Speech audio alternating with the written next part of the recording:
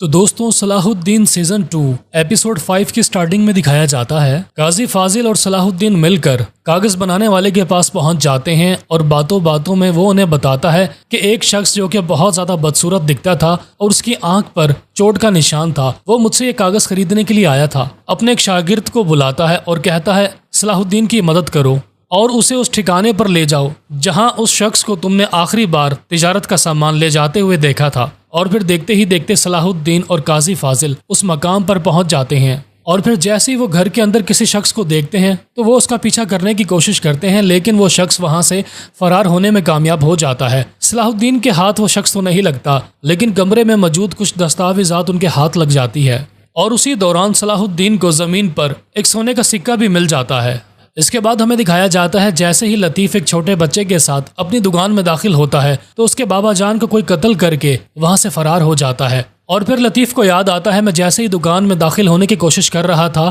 تو اچانک ایک شخص نقاب اوڑے میرے پاس سے گزرا تھا، وہی قاتل ہے۔ تو لطیف چلاتے ہوئے کاراتیگن سے کہتا ہے اس شخص نے میرے باپ کو مار ڈالا ہے، بھاگو اور اسے پکڑ لو۔ کاراتیگن اس شخص کا پیچھا کرنا شروع ہو جاتا ہے، لیکن وہ شخص بھاگتے بھاگتے اپنے راستے میں رکاوٹیں پیدا کر کے فرار ہونے کی کوشش کر رہا ہوتا ہے، لیکن کاراتیگن بھاگتے ہوئے اس کے ہاتھ سے انگوٹھی کو چھین لیتا ہے، اور کاراتیگن کے ہاتھ صرف مجرم کی انگوٹھی ہی لگتی ہے، اور کاراتیگن یہ سوچ رہا ہوتا ہے کہ چلو کوئی نہ کوئی ثبوت ہمارے ہاتھ تو لگا، اس سے قاتل کا پتہ چل جائے گا۔ اور پھر جیسے ہی صلاح الدین مصر کے بازار میں واپس آتے ہیں تو وہ چاروں طرف ہجوم دیکھ کر پریشان ہو جاتے ہیں کہ چچا سعید کی دکان کے باہر یہ ہجوم کیسا ہے۔ اور پھر جیسے ہی صلاح الدین اندر جاتے ہیں تو وہ دیکھتے ہیں کہ لطیف اپنے باپ کی لاش کے سرانے بیٹھا رو رہا ہوتا ہے، اور لطیف یہ سمجھ رہا ہوتا ہے کہ میرے باپ کا قتل کمانڈر محمود نے کیا ہے۔ کمانڈر محمود وہی شخص ہوتا ہے جس کی کچھ دن پہلے چچا سعید کے ساتھ ہاتھا پائی ہوئی ہوتی ہے، اور وہ چچا سعید کا گریبان پکڑتے ہوئے کہتا ہے کہ تم ابیلین کے علاقے سے آئے ہوئے مسلمان مہاجرین میں مصر کا خزانہ تقسیم کر رہے ہو۔ تو لطیف یہ سمجھ رہا ہوتا ہے کہ شاید محمود کمانڈر نے اپنی بے عزتی کا بدلہ لینے کے لیے میرے بابا جان کا قتل کر دیا، لیکن صلاح الدین فی الحال کوئی ثبوت ہاتھ نہ لگنے کی وجہ سے لطیف کو صبر کرنے کی تلقین کر رہے ہوتے ہیں کہ اگر تم نے کوئی غلط قدم اٹھایا تو مصر کی عوام اپنے کمانڈر کے حق میں بولنے کی کوشش کرے گی، اور میں تمہاری طرفداری کروں گا تو اس طرح زنگیوں اور مصر کی عوام کے درمیان اختلافات پیدا ہو جائیں گے اور معاملات خراب ہو جائیں گے۔ میں تم سے وعدہ کرتا ہوں کہ میں تمہارے بابا جان کے قاتل کو ڈھونڈوں گا، تمہیں بس ابھی صبر سے کام لینا ہوگا۔ دوسری طرف ہمیں شہنشاہ مارلک کو دکھایا جاتا ہے جہاں سلطان انہیں دعوت پر بلاتے ہیں تاکہ ان سے کچھ بات چیت کی جا سکے۔ ولیم یہ سن کر پریشان ہو جاتا ہے کہ سلطان نے آپ کو دعوت پر کیوں بلایا ہوگا۔ شہنشاہ مارلک یہ سن کر کہتا ہے میں جانتا ہوں، اور اس کا جواب بھی میرے پاس ہے۔ آخرکار شہنشاہ مارلک سلطان نور الدین زنگی سے ملاقات کرنے کے لیے اپنے قلعے سے باہر جاتے ہوئے اپنے بچوں سے ملاقات کرتے ہیں، اور لارڈ گائے ان کی طرف دیکھتے ہوئے کہتے ہیں ولیم تمہیں کسی بھی حال میں رینالڈ کو ابیلین خاندان کے قلعے کی حکمرانی سونپنی ہے۔ اسی دوران شہزادی سبیلا کو بھی بالیان کا خط مل جاتا ہے، اور وہ یہ خط پڑھ کر بہت زیادہ خوش ہو رہی ہوتی ہے کہ میں کئی سالوں کے بعد بالیان سے ملاقات کروں گی۔ اس کا مطلب یہ ہے کہ وہ ابیلین کے علاقے میں واپس آ چکا ہے۔ اس کے بعد ہمیں دکھایا جاتا ہے کہ مصر کے بازار میں تاجر کمانڈر محمود کی نگرانی میں صلاح الدین کے سامنے یہ فریاد رکھتے ہیں کہ تم لوگ یہاں پر ہمیں آزادی دلوانے کے لیے آئے تھے، لیکن شاہویر کے ظلم میں ملوث ہو چکے ہو، اور تو اور تم مصر کا خزانہ مہاجرین میں تقسیم کر رہے ہو۔ یہ تمام غلط فہمی والی باتیں سننے کے بعد صلاح الدین تمام لوگوں کو سمجھاتے ہیں کہ میں جو بولوں گا سچ بولوں گا، اصل میں جو سونا تقسیم کیا گیا ہے وہ مہاجرین کا حق تھا جو کہ انہیں واپس کر دیا گیا ہے، اور دوسری بات وزیر شاہویر نے تاجروں پر ڈبل ٹیکس لگا کر ظلم کیا ہے، اور یہ سارا فیصلہ اس نے ہمارے مشورے کے بغیر کیا ہے، تو آپ لوگ صبر سے کام لیں، ہم پر بھروسہ رکھیں، میں شاہویر سے بات کروں گا۔ صلاح الدین کی باتیں سننے کے بعد مصر کے تاجروں کا غصہ کسی حد تک کم ہو جاتا ہے، اور صلاح الدین بگڑتی ہوئی صورتحال کو لے کر بہت زیادہ پریشان ہو جاتے ہیں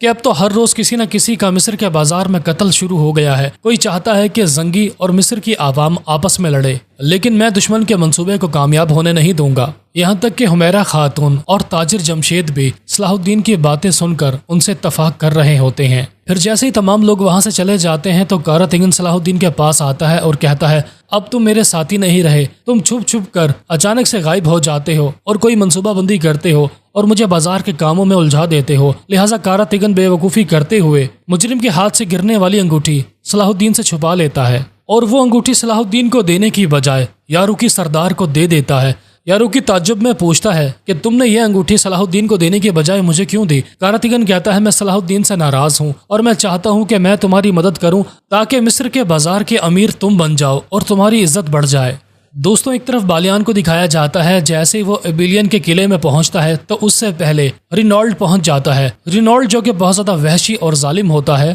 تو وہ صلیبی عوام سے کہتا ہے مجھ سے پہلے لارڈ ہوگ جو فری کا کھانا تم لوگوں میں تقسیم کرتے تھے آج سے وہ بند کر دیا جائے گا۔ بالیان بھی یہ سارا تماشا دیکھ رہا ہوتا ہے اور اس کو اپنے مردہ بھائی کی باتوں پر یقین آ جاتا ہے کہ اگر تم میری جگہ قلعے کو سنبھالنے کے لیے نہیں آتے تو کوئی ظالم لوگ ہمارے قلعے پر قبضہ کر لیں گے اور ہماری عوام کے ساتھ ظلم کریں گے۔ بالیان چھپ کر یہ سارا تماشا دیکھ رہا ہوتا ہے تاکہ لوگوں کو نہ پتہ چل سکے کہ بالیان ایبیلین قلعے میں واپس آ چکا ہے۔ لیکن استاد مارکوس پیچھے سے بالیان کو پکڑ لیتے ہیں اور کہتے ہیں میں تمہارا ہی انتظار کر رہا تھا، شہزادی سبیلا تم سے ملنا چاہتی ہے۔ اور پھر جیسے ہی بالیان شہزادی سبیلا سے ملاقات کرتا ہے تو وہ لارڈ ہوک کی قبر کے پاس کھڑی ہوتی ہے اور بالیان سے شکوے گلے کر رہی ہوتی ہے کہ تم ہمیشہ اپنے پیارے لوگوں کو مصیبت کے دنوں میں چھوڑ کر چلے جاتے ہو، مجھے جب تمہاری ضرورت تھی تو تم چلے گئے اور شہنشاہ مارلک نے میری شادی لارڈ گیوم سے کروا دی۔ اب میں اس کے بچے کی ماں بننے والی ہوں اور میں اسی سے محبت کرتی ہوں۔ تم کبھی میری محبت کو سمجھ نہ پائے بالیان، اور نہ تمہیں کبھی اپنے بھائی سے محبت تھی۔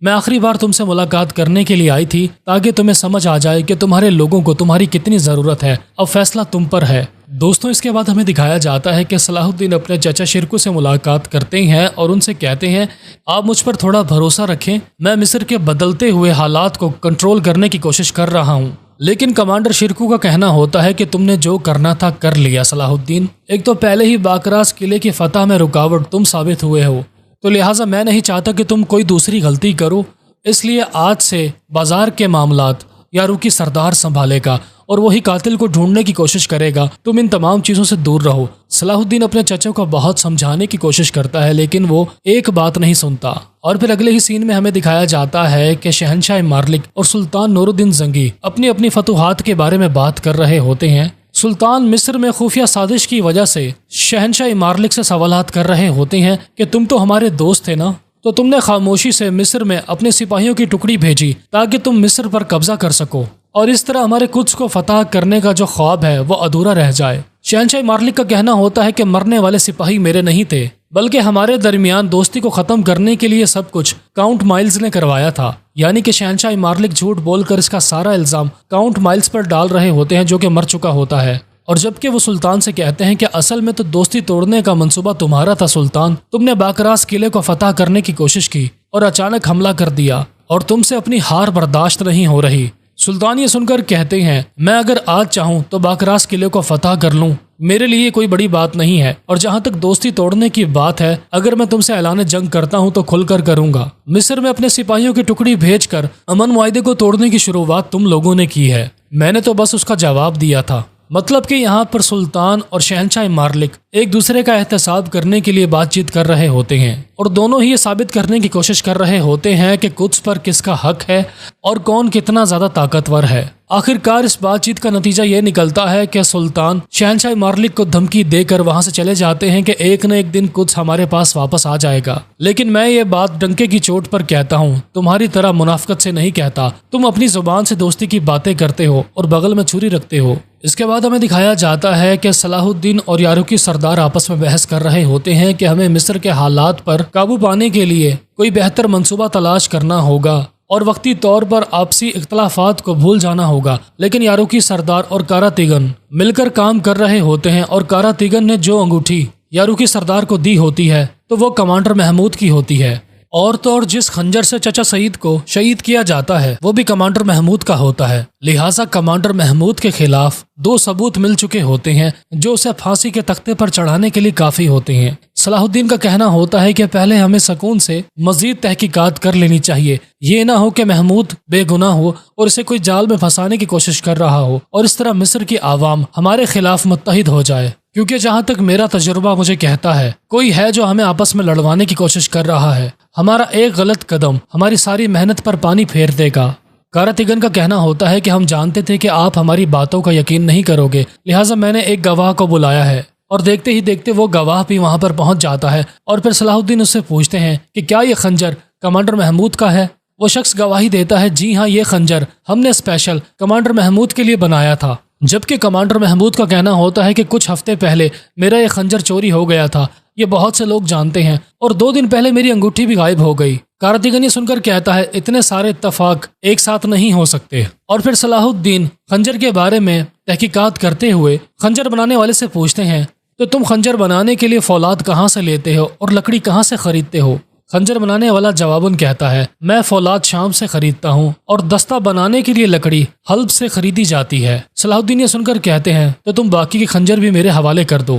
میں کچھ تحقیقات کرنا چاہتا ہوں۔ یہ سن کر وہ شخص گھبرا جاتا ہے اور صلاح الدین کے سامنے مسکراتے ہوئے کہتا ہے جی حضور، آپ یہ سارا سامان رکھ سکتے ہیں۔ اور پھر جیسے ہی تمام سردار شاہویر سے ملاقات کرتے ہیں تو تمام لوگ اپنی اپنی رائے پیش کر رہے ہوتے ہیں۔ قاضی فاضل اور صلاح الدین کے علاوہ تمام لوگ یہی مشورہ دیتے ہیں کہ ثبوت اور گواہوں کو مد نظر رکھتے ہوئے کمانڈر محمود کو مجرم قرار پایا ہے، لہٰذا تمام لوگوں کے سامنے اسے پھانسی دے دی جائے۔ صلاح الدین کا کہنا ہوتا ہے ہمیں صبر سے کام لینا چاہیے اور تحقیقات کرنی چاہیے۔ اگر ہم نے غلطی سے کسی بے گناہ کی جان لے لی تو مصر کے لوگ ہمارے خلاف بغاوت کر سکتے ہیں۔ آخرکار شاہویر یہ تمام باتیں سننے کے بعد غصے میں آ جاتا اور کہتا ہے میں یہاں کا سلطان ہوں، حتمی فیصلہ میرا ہی ہوگا۔ اب یہ بات چیت جاری ہوتی ہے، اچانک باہر لوگ جمع ہونا شروع ہو جاتے ہیں اور کمانڈر محمود کو رہا کرو یہ احتجاج کر رہے ہوتے ہیں۔ شور کی آواز سن کر وزیر شاہویر اور تمام لوگ باہر نکل آتے ہیں۔ مصر کے لوگوں کا کہنا ہوتا ہے کہ کمانڈر محمود ایک اچھے انسان ہیں اور ہمیشہ مصر کی حکومت کے ساتھ وفادار رہے ہیں، تو وہ کبھی ایسا کام نہیں کر سکتے، لہٰذا ہم جانتے ہیں کہ وہ بے گناہ ہیں، انہیں رہا کر دیا جائے۔ اچانک اس بھیڑ بھاڑ سے فائدہ اٹھا کر ایک قاتل دور سے تیر چلاتا ہے اور شاہویر کو مارنے کی کوشش کرتا ہے، لیکن قاضی فاضل شاہویر کی جان بچاتے ہوئے اچانک ڈھال بن کر اس تیر کو اپنے کندھے سے روک لیتے ہیں۔ آخرکار وہ تیر ان کے کندھے کے اندر گھس جاتا ہے اور صلاح الدین چلاتے ہوئے کہتے ہیں کہ قاتل کو پکڑو، کبھی وہ یہاں سے بھاگ جائے۔ جبکہ دوسری طرف بالیان ایبیلین میں واپس آ جاتا ہے اور وہ اپنے بھائی کے کمرے میں بیٹھ کر خط پڑھ رہا ہوتا ہے جو اس کے بھائی نے موت سے پہلے اس کے لیے لکھا ہوتا ہے۔ اگر تم یہ خط پڑھ رہے ہو تو اس کا مطلب یہ ہے کہ تم ایبیلین میں واپس آ چکے ہو اور مجھے خوشی ہے کہ تم نے صحیح فیصلہ کیا ہے، تم ایک رحم دل صلیبی ہو، اور اگر اس قلعے پر تمہاری حکومت رہتی ہے تو مجھے امید ہے کہ یہاں کے لوگ چاہے مسلمان ہوں یا پھر صلیبی دونوں ہی خوش رہیں گے، لہٰذا تم اپنا حق حاصل کرنے کے لیے شہنشاہ مارلک سے ملاقات کرو۔ دوستوں ایک طرف ہمیں دکھایا جاتا ہے لارڈ گیوم پر مقدمہ چلایا جا رہا ہوتا ہے اور وہ اپنے جرم کا اعتراف کر لیتے ہیں تو انہیں 5 سال کی سزا دی جاتی ہے اور ان کی تمام جائیداد کو ضبط کر لیا جاتا ہے۔ اور یہاں پر ہمیں لارڈ گیوم کی ایمانداری دکھائی جا رہی ہوتی ہے کہ وہ اپنے پرانے دوست یعنی کہ لارڈ ہوک کی وصیت کو پورا کرتے ہوئے سچ بول رہے ہوتے ہیں اور اپنی جان بچانے کے لیے ذرا بھی جھوٹ کا سہارا نہیں لیتے۔ دوسری طرف ہمیں دکھایا جاتا ہے کہ قاضی فاضل شاہویر کی ڈھال بنتے ہوئے وہ تیر اپنے کندھے پر برداشت کر لیتے ہیں اور شاہویر کی جان بچانے میں کامیاب ہو جاتے ہیں، یہاں تک کہ شاہویر بھی جوہر کے سامنے قاضی فاضل کی تعریف کر رہا ہوتا ہے کہ وہ اپنے وعدے کا سچا اور زبان کا پکا آدمی ہے، وہ مصر کے ساتھ وفادار ہے۔ اور یہاں پر مصر کے لوگوں کے سامنے ایک بات بھی واضح ہو جاتی ہے کہ جس قاتل نے چچا سعید کو مارا ہے اس نے زنگیوں کو نشانہ بنانے کے بجائے شاہویر کو قتل کرنے کی کوشش کی ہے۔ اس کا مطلب تو یہ ہوا کہ حملہ کرنے والا شاید زنگیوں کے ساتھ ملا ہوا ہے، تبھی تو وہ مصر کے لوگوں کو نشانہ بنا رہا ہے۔ آخرکار لطیف قاضی فاضل کا علاج کرنے میں کامیاب ہو جاتا ہے، وہ ان کی جان بچانے میں کامیاب رہتا ہے اور تمام لوگ اللہ کا شکر ادا کر رہے ہوتے ہیں کہ سارے معاملات ٹھیک ہیں۔ جبکہ وزیر شاہویر بڑی چالاکی سے شرکو کے دماغ کو الجھاتے ہوئے یہ بول دیتا ہے کہ ہمیں فی الحال خزانے کو بھول کر جو کہ سلطان نور الدین زنگی کو دینا ہے، مصر کے حالات پر غور و فکر کرتے ہوئے کمانڈر محمود کو سب کے سامنے پھانسی پر چڑھانا ہے۔ آخرکار کمانڈر شرکو کے پاس بھی کوئی چارہ نہیں ہوتا اور وہ سمجھ جاتا ہے کہ اگر کمانڈر محمود کو پھانسی پر نہ لٹکایا گیا تو مصر کی عوام زنگیوں کے خلاف بغاوت کر سکتی ہے، وہ انہیں برا سمجھے گی کہ کسی بھی زنگی سپاہی پر حملہ نہیں ہوا، اگر مارے جا رہے ہیں تو مصر کے لوگ ہی کیوں مارے جا رہے ہیں، اس کا مطلب یہ ہے کہ مصر میں تباہی زنگی پھیلا رہے ہیں۔ قاضی فاضل کا بھی یہی کہنا ہوتا ہے، لہٰذا وہ صلاح الدین سے کہتے ہیں تمہیں کسی بھی حال میں کمانڈر محمود کی پھانسی کو روکنا ہوگا، اگر وہ بے قصور نکلا تو ایک بے قصور کی موت کے ساتھ ساتھ تمام مصر کی عوام تم لوگوں پر شک کرے گی اور تمہیں یہاں سے نکالنے کا مطالبہ کرے گی۔ یہ سن کر صلاح الدین پریشان ہو جاتے ہیں اور کمانڈر محمود کی جان بچانے کے لیے مصر کے محل کی طرف روانہ ہو جاتے ہیں، جبکہ دوسری طرف کمانڈر محمود کو پھانسی کے تختے پر لٹکا دیا جاتا ہے اور کاراتیگن اور یاروکی سردار عوام کے غصے میں آ جانے کی وجہ سے انہیں ڈنڈے مار مار کر دور بھگانے کی کوشش کر رہے ہوتے ہیں۔ آخرکار صلاح الدین کو وہاں پہنچنے میں بہت دیر ہو جاتی ہے کیونکہ جب تک کمانڈر محمود کو پھانسی پر لٹکا کر اس بے گناہ کو مار دیا جاتا ہے اور جب جوہر یہ خبر وزیر شاہویر تک پہنچاتا ہے تو وزیر شاہویر بہت زیادہ خوش ہو رہا ہوتا ہے کہ اچھا ہے کمانڈر محمود جیسے باغی انسان سے میری جان چھٹ گئی، جبکہ صلاح الدین اپنے ساتھیوں سے کہتے ہیں یاروکی سردار اور کارا تیغن، یہ تم نے کیا کر دیا؟ تم نے ایک بے گناہ کو تختے پر لٹکا دیا، اور ایک بے گناہ کا قتل ہم سب کے لیے بہت بڑی مصیبت بن سکتا ہے۔ کارا تیغن اور یاروکی سردار بہت زیادہ خوش ہوتے ہوئے کہتے ہیں اب کوئی مصیبت نہیں ہے، ہم نے حالات پر قابو پا لیا ہے، جو باغی تھا وہ مارا گیا۔ صلاح الدین یہ سن کر کہتے ہیں اصل حالات تو اب خراب ہوں گے، کیونکہ صلاح الدین کے پاس کمانڈر محمود کی بے گناہی کے ثبوت ہوتے ہیں، لیکن وہ ان کی جان بچانے میں لیٹ ہو جاتے ہیں۔ دوستوں اس کے بعد ہمیں دکھایا جاتا ہے کہ شہزادی سبیلہ جو کہ بہت زیادہ افسردہ ہوتی ہیں کہ ان کے شوہر لارڈ گیوم کو 5 سال قید کی سزا سنا دی گئی ہے، اب انہیں زندان میں ہی رہنا ہوگا، تو وہ ان کے حق میں دعا مانگنے کے لیے چرچ میں پہنچ جاتی ہیں، لیکن اچانک وہاں پر شمسہ خاتون بھی پہنچ جاتی ہیں، اور پھر شمسہ خاتون اور سبیلہ خاتون بچپن میں ایک دوسرے کی دوست ہوتی ہیں، اور پھر سبیلہ خاتون شمسہ خاتون سے کہتی ہیں تم بچپن میں جس لڑکی کے ساتھ کچھ کی گلیوں میں کھیلتی رہی ہو وہ شہنشاہ مارلک کی بیٹی شہزادی سبیلہ ہے۔ شمسہ خاتون یہ سن کر حیران رہ جاتی ہیں اور کہتی ہیں واہ یہ تو بہت کمال بات ہے، لیکن تم نے یہ سچائی مجھ سے کیوں چھپا کر رکھی؟ شہزادی سبیلہ کہتی ہے میرے بابا جان کی وجہ سے، اگر ہمارے دشمنوں کو پتہ چل جاتا کہ میں شہنشاہ کی بیٹی ہوں تو میں کبھی بھی کچھ کی گلیوں میں عام لڑکیوں کی طرح کھیل کود میں حصہ نہیں لے پاتی، لیکن تم بتاؤ کئی سال گزر جانے کے بعد تم یہاں پر کیا کرنے کے لیے آئی ہو؟ اور پھر شمسہ خاتون بتاتی ہیں کہ میں اپنی والدہ کو تلاش کرنے کے لیے ایک بوڑھی راہبہ سے ملاقات کرنے کے لیے آئی ہوں، اور وہی جانتی ہیں کہ بچپن میں مجھے کون خاتون چرچ کے پاس چھوڑ کر گئی تھی، مطلب کہ وہ میری والدہ کے بارے میں جانتی ہیں۔ شہزادی سبیلہ یہ سن کر کہتی ہے میں دعا کرتی ہوں کہ تمہیں بہت جلد یہ پتہ چل جائے کہ تمہاری والدہ کون ہے۔ اس کے بعد ہمیں لارڈ ولیم کو دکھایا جاتا ہے جن کے ہاتھوں میں پھول ہوتے ہیں، اور لارڈ گائے ان سے پوچھ رہے ہوتے ہیں کہ ایک جنگجو کے ہاتھوں میں پھول، مجھے کچھ سمجھ نہیں آ رہا،